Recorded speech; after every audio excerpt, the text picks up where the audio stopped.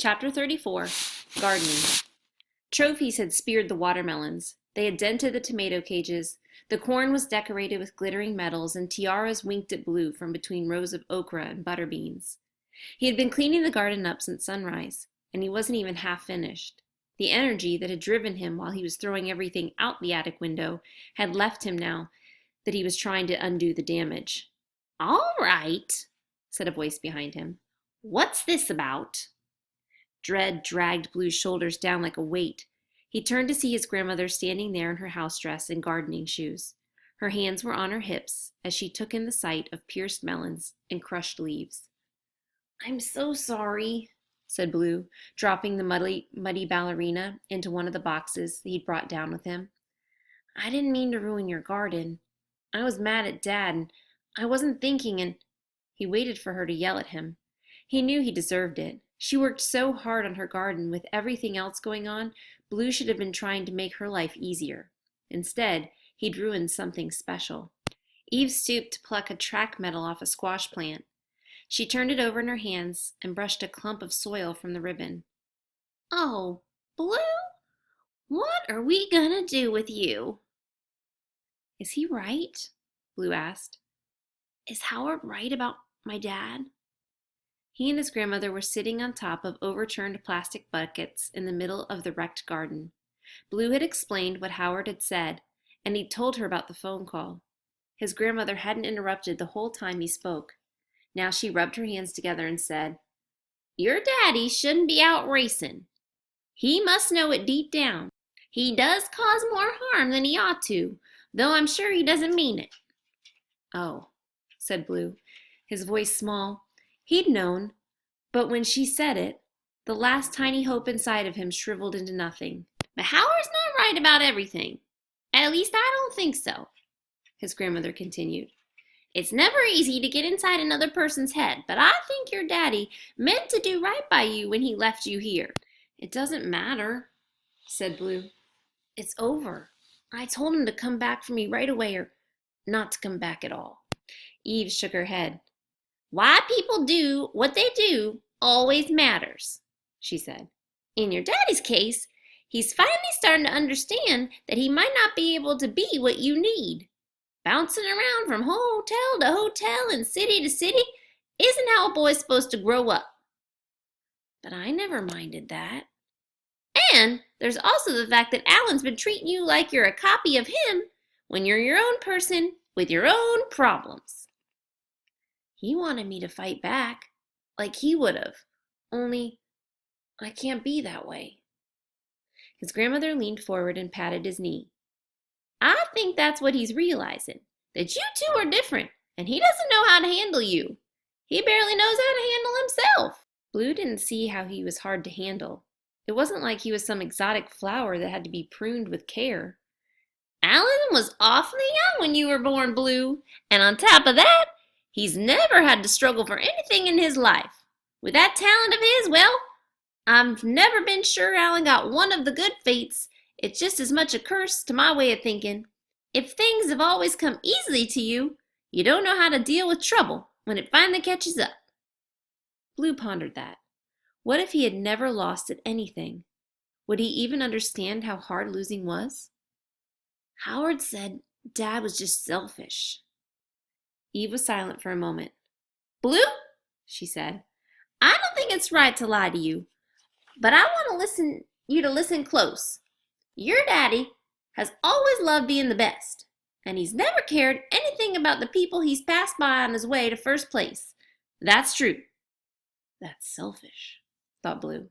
"But," said his grandmother, "nobody is all one way or the other. There is good in Alan, too. And I think when he brought you to me, he was trying to be good. He knows I don't approve of what he's been up to, and he knows I don't agree with the way he's raised you. And he brought you here anyway." "Why would he bring me to you if he felt that way?" "Maybe it means that some part of him realized he was going in the wrong direction, and he loved you enough to leave you behind." "It would have been better if he stayed here too." "No doubt, but maybe, if we give him enough time, he'll figure that out for himself." Blue stared at the ground. The morning was bright and growing hot, and the steady ticking of the few remaining pinwheels in the garden competed with the bird song. Blue didn't know what to think any more. He was startled by the sound of Eve's hands clapping together just beside his ear. "Time to get a move on," she said. "You're going to have to work faster than this if you want to set my garden back to rights, not to mention everything else you've got to repair today." "I didn't break anything else," Blue protested. "You've got a friendship that needs mending, if I'm not mistaken," his grandmother said, grabbing his hands and pulling him up off the bucket. She looked at the house. "And I've got a house full of relatives to deal with. Let me tell you, I can't wait to see the backs of them. It'll take the rest of the summer for us to put the place in order." "What if," Blue hesitated, "what if Ma Myrtle gives the new fate to the wrong person?" "If you ask me," she said, "any person would be the wrong person. I've told Mom as much, but I'm not sure she'll listen."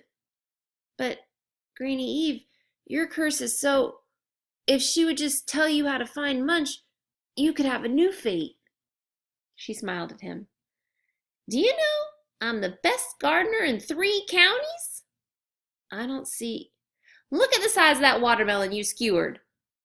She nodded toward a melon as big as a truck tire. It had a silver trophy stuck through it like a toothpick. "I was planning on taking that one to the fair. It looks like a heavyweight champion to me." "I'm sorry. I can grow another," she said. "And when I do, I'll be proud of what it represents. My own hard work and skill, not some talent spun out of the swamp by a power I don't properly understand." "But your curse..." "I'd erase it in a heartbeat if I could," she admitted. "But I wouldn't take a great fate in exchange for it." "I would," said Blue fervently. "I would do anything for a new fate." "I understand," she said. "Everybody feels their own way about the strangeness of ours." Blue wasn't sure that was true. Most of the cursed Montgomerys seemed to feel exactly the same way he did. "Maybe I'm different because I was wrong about myself for so long." Eve looked thoughtful. "For all those years, everyone assumed I had a talent for gardening." "But then your husbands died," he whispered. "Yes, they did, and I loved them fiercely. And when I finally realized the curse was to blame, I was..." Her eyes had gone damp. Blue looked away. She cleared her throat. "Anyway, I didn't mean to start talking about myself. I've been just remembering lately, back when I thought it was all a result of magic. Well, back then I didn't enjoy gardening half as much as I do now."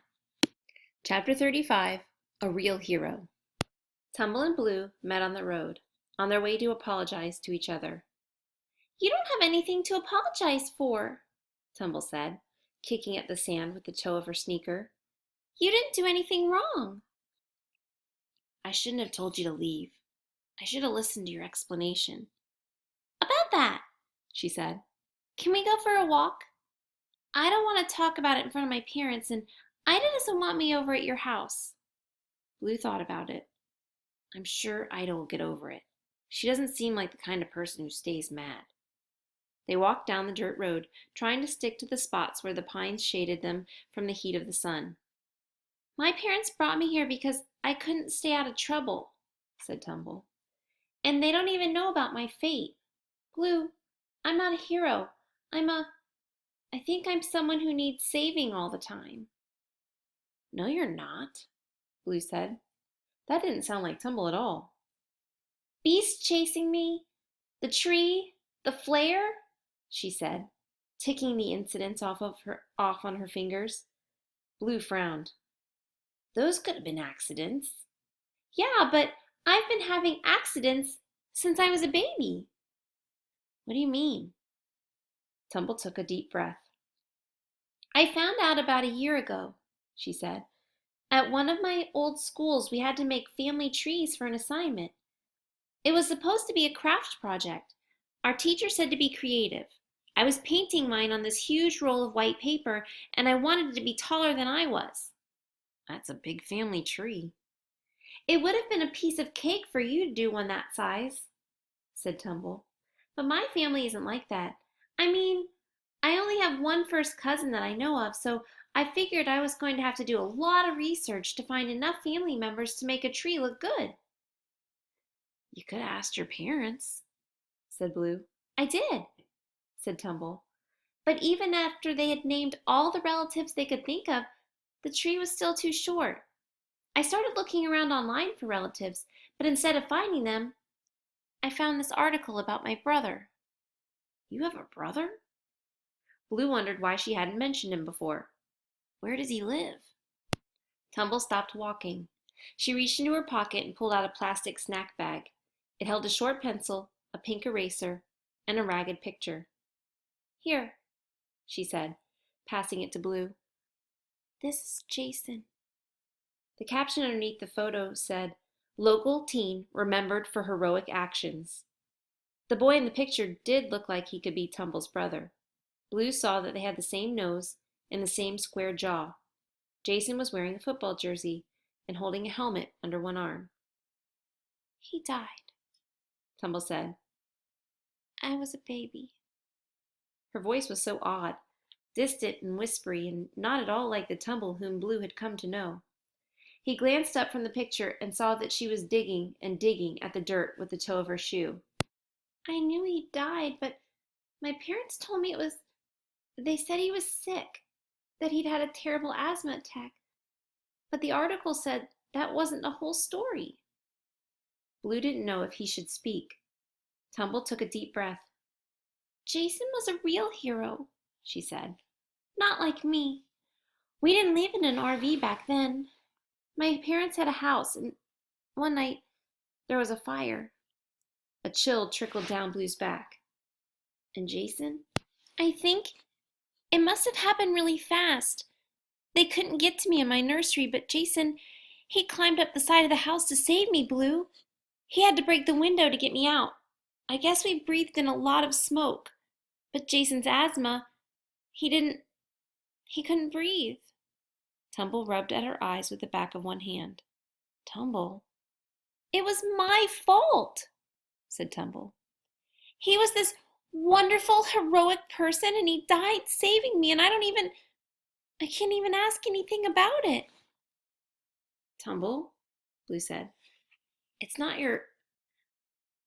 did it hurt? Was he scared?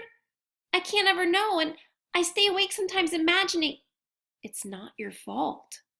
The worst part is that I owe him my whole entire life, Blue, and I can't do enough to ever make up for it. Now that I know I'm a damsel in distress, I wasn't worth it. How could I be? You're worth a lot, Blue said in his fiercest voice. I can't even save someone from gerbils without barbecuing myself. And how would my parents have felt if after everything Jason did for me, I died that way? You're worth a lot to your parents, said Blue.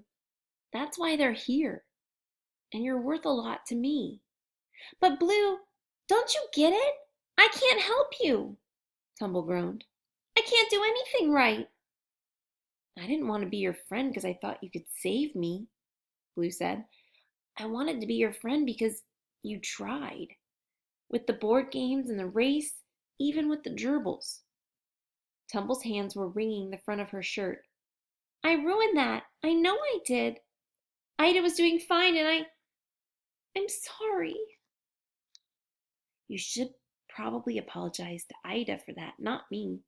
I will, and I have to apologize to Howard for his nose, and Millie, Jenna, your grandmother, even that Greg guy. It's my fault he doesn't have a tent to sleep in anymore. About Howard, said Blue. We've got to figure out some way to help him. He's in serious trouble with this swamp cake thing. I'll explain later, but Greg's okay. He moved into someone's van. I'll apologize to all of them, Tumble promised. It's the least I can do. The only thing I can do. No, it's not, Blue said. Why do you keep saying... Because it's true, Tumble cried. This is why I've never told anyone. Because, of course, everyone will say I didn't do anything wrong, but it doesn't change the fact that I'm here, and my brother's not. Blue wondered what the right thing to say was. He couldn't imagine how hard it would be to feel like Tumble did. Is that why you're so obsessed with Maximal's star? He asked as they started back down the road. I thought I could make it up to Jason. Tumble was trailing behind him. I thought if I was a hero too. Maybe there's some advice in the book, Blue suggested. Maybe he says something about how to help people even when you're accident prone. Tumble looked up. You never finished that copy I gave you, did you? I stopped just after Maximal saved that woman from the charging hippo. Oh, I love that part, said Tumble, brightening a little. It was so smart how he used the diaper pin. Yeah, it was interesting. Tumble sighed. Well, if you've read that far, then you know that Maximal isn't anything like me. He doesn't ever cause disasters. He only saves people from them. I wish... You know what I wish?